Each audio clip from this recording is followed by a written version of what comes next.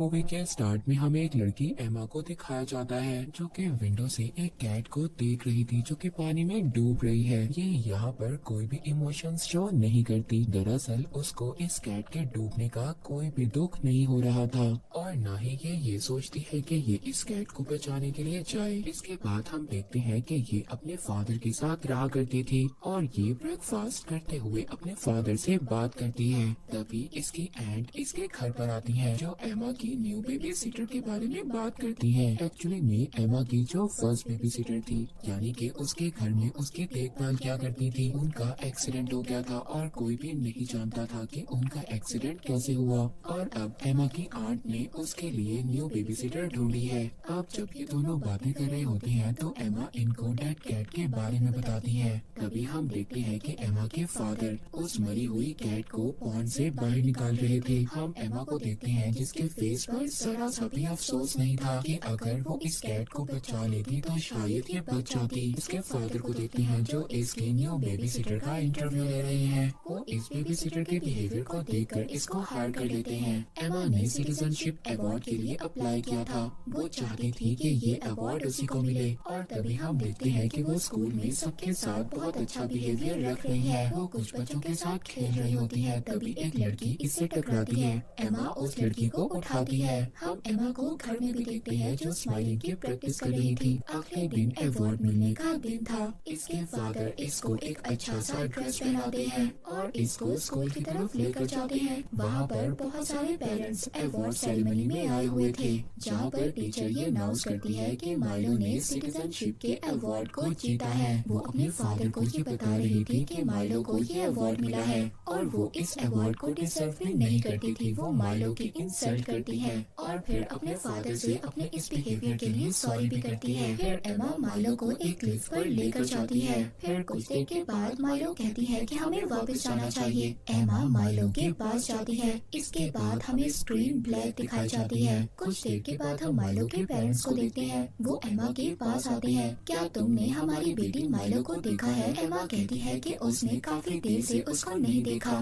तभी वो लड़कियां जो क्लिफ की तरफ से आ रही थी वो मदद के लिए चिल्लाती हैं। माइलो के पेरेंट्स भी उन बच्चों के पीछे जाते हैं। वो जाकर देखते हैं कि उनकी बेटी पानी में डूबकर मर चुकी थी। उसको सीपीआर ट्रीटमेंट भी दिया जाता है मगर उसकी तो डेथ हो गई थी। अगले दिन ब्रेकफास्ट पर एमा के फादर उससे पूछते हैं कि वो कैसा फील कर रही है अपनी फ्रेंड के बारे में, मगर एमा तो इस बात को मुकम्मल इग्नोर कर देती है कि जैसे उसे अपनी फ्रेंड के मरने का बिल्कुल भी दुख नहीं हुआ। फिर उसी दिन एमा की बेबी सीटर भी घर आ जाती है। एमा रात को देखती है कि उसकी बेबी सीटर उसके फादर की मेडिसिन को देख रही थी। वो सोचती है कि शायद ये इनको चुराना चाहती है। फिर जब ये अपनी बेबी सीटर के साथ मूवी देख रही थी तो ये उसको बताती है कि मैंने देखा तो मेरे फादर की मेडिसिन को चुराना चाहती थी। तो ये कहती है कि अगर जो भी काम मैं तुम्हें कहूँगी तो तुम्हें वो करना होगा। इसके बदले मैं अपने फादर को कुछ भी नहीं बताऊंगी। इस बात पर बेबी सीटर को बहुत ज्यादा गुस्सा आता है मगर फिर भी वो एमा की बात मान लेती है।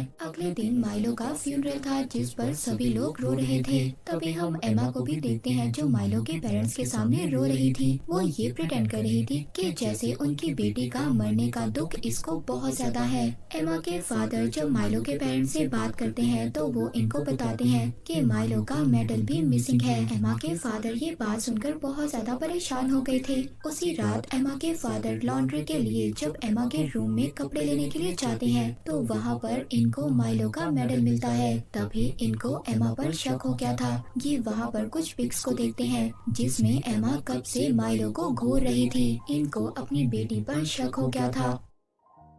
अगले दिन एमा की टीचर पुलिस ऑफिसर के साथ एमा के घर पर आती है। वो आकर इसके फादर से बात करती हैं और बताती हैं कि कुछ बच्चों ने एमा को क्लिफ पर माइलो के साथ देखा था उसकी डेथ से पहले। रात को एमा के फादर एमा से पूछते हैं कि क्या तुम माइलो के साथ क्लिफ पर गई थी? ये सिंपली कह देती है कि मैं तो नहीं गई थी। इस बात पर एमा के फादर उससे कहते हैं कि कुछ लोगों ने तुम्हें माइलो के साथ क्लिफ पर देखा था। इस बात पर इसको गुस्सा आ जाता है और वो कहती है कि ये बात आपको मिसेस एलिस ने बताई है और वो तो मुझे पसंद ही नहीं करती।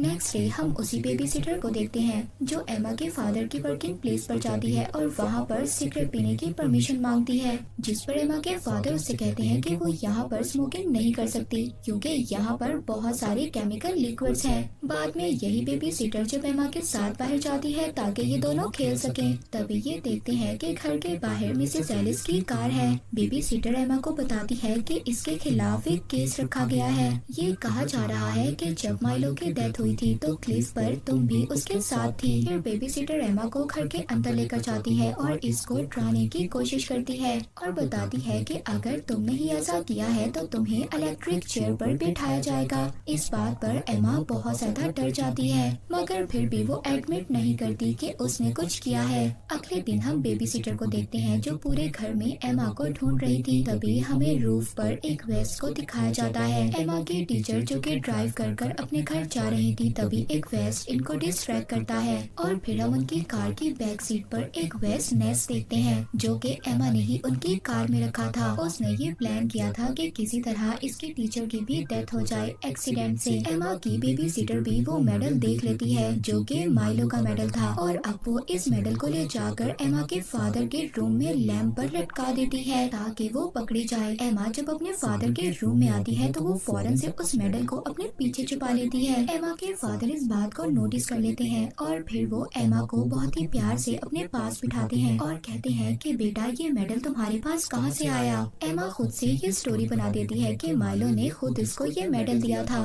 अगले दिन एमा के फादर जब ऑफिस जा रहे होते हैं तो ये रास्ते में थेरेपिस्ट को भी कॉल करते हैं क्योंकि ये चाहते थे कि ये अपनी बेटी को किसी साइकेट्रिस्ट को दिखाएं। तभी ये रास्ते में देखते हैं कि किसी का एक्सीडेंट हुआ है। दूसरी तरफ हम एमा को देखते हैं जो अपनी बेबी सिटर से पूछ रही थी क्या तुमने लैंप पर ये मेडल रखा था, और वो बहुत ज्यादा गुस्से में थी। तभी एमा के फादर वहाँ पर आ गए थे और एमा को अपने साथ ले जाने का कहते हैं और कहते हैं कि अपना वो मेडल भी ले लो जो तुमने माइलो से लिया था, और फिर ये इसको माइलो के घर लेकर जाते हैं। एमा इस मेडल को माइलो की मदर को रिटर्न कर देती है। माइलो की मदर बहुत ज्यादा कंफ्यूज लग रही थी इस मेडल को लेते हुए। तभी वो एमा के फादर को बताती है कि मिसेस एलिस की डेथ हो गई है कार एक्सीडेंट की वजह से। एमा जब ये सुनती है तो वो ऐसा प्रिटेंड करती है, वो रोने लग जाती है और कहती है कि वो उसकी फेवरेट टीचर थी। अब जब ये अपने फादर के साथ घर वापस आ रही थी तो ये रास्ते में बिल्कुल ही भूल जाती है अपनी टीचर की डेथ के बारे में। वो अपने फादर से कह रही थी कि वो घर जाकर बेबी सिटर के साथ कुकीज को बेक करेगी। इसके फादर इसके इस बिहेवियर पर बहुत ही ज्यादा परेशान और हैरान थे।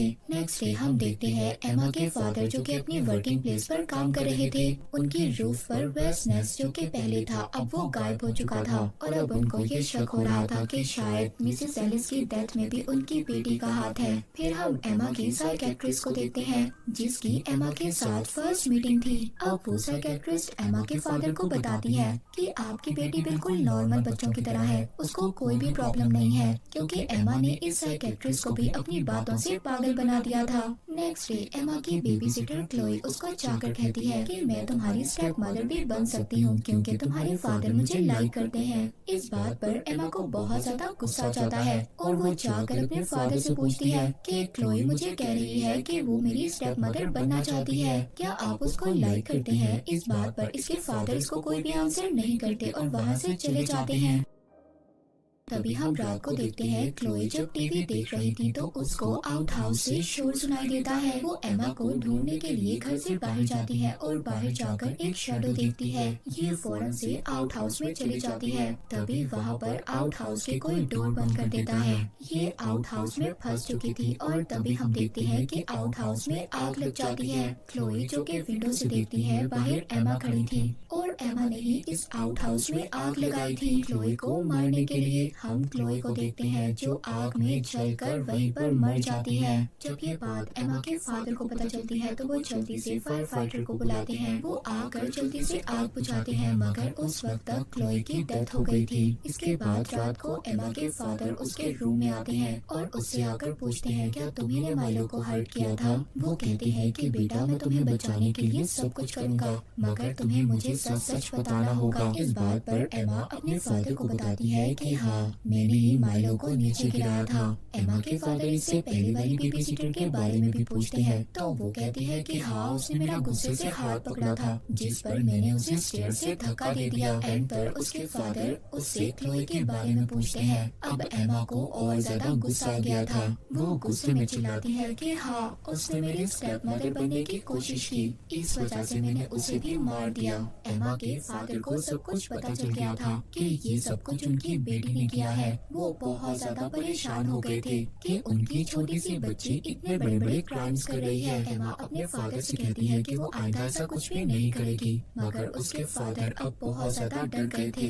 नेक्स्ट डे शेरिफ एमा के फादर को कॉल करता है। वो कहते हैं कि हम एमा से मिलना चाहते हैं, मगर एमा के फादर एक्सक्यूज कर देते हैं कि वो बीमार है। एमा के फादर बहुत ज्यादा डर गए थे कि कहीं उनकी बेटी को पकड़ न ले। इस वजह से वो अपनी बेटी को दूर लेक हाउस पर ले गए थे। हाउस कीपर वहाँ पर इनका वेलकम करता है। इसी दिन शेरिफ दोबारा से एमा के फादर को कॉल करता है और उनको बताता है। वो बताते हैं कि आग खुद ब खुद नहीं लगी थी, बल्कि किसी ने लगाई थी। एमा के फादर ने प्रोटेक्शन के लिए अपने घर में एक गन भी रखी हुई थी और वो ये सोच रहे थे कि वो इस गन का यूज कभी भी कर सकते हैं इस सिचुएशन को खत्म करने के लिए। तभी इसी रात एमा सारे स्टॉक्स को ऑन कर देती है ताकि इसके फादर गैस से मर जाएं। घर के डोर्स को बंद कर देती है और खुद घर से बाहर चली जाती है। तभी एमा के फादर की आँख खुल जाती है। वो जब गैस को सेंस करते हैं, वो फौरन से विंडोज और दरवाजे खोल देते हैं। जब वो अपनी बेटी को बाहर देखते हैं तो वो समझ गए थे कि उनकी बेटी ने ही उन्हें मारने की कोशिश की है। वो अपनी बेटी के पास जाते हैं और उससे पूछते हैं कि तुमने ऐसा क्यों किया। वो गुस्से से कहती है कि अगर आप मर भी जाए तो मेरी आंट बहुत अच्छी है, मैं उनके साथ रह लूंगी। इसके फादर इसको बहुत ही आराम से घर में वापस ले आते हैं और फिर रात को इसको हॉट चॉकलेट में ड्रग्स डाल कर दे देते हैं।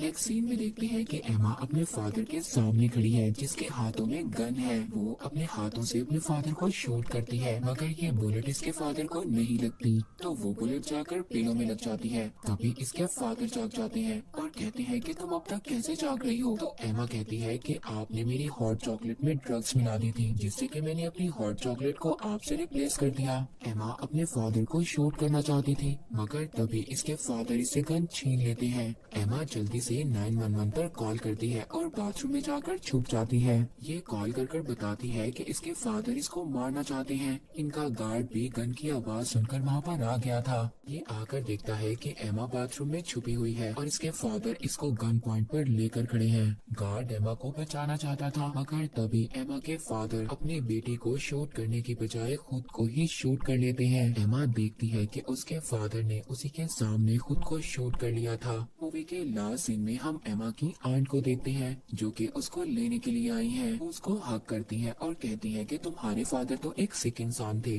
जो सबको ये कह रहे थे कि तुमने ही सबको मारा है। ऐसा कैसे हो सकता है? इसका मतलब ये था कि एमा की आंट उस पर बहुत ज्यादा बिलीव करती थी। और इसी के साथ ही मूवी यहीं पर एंड हो जाती है।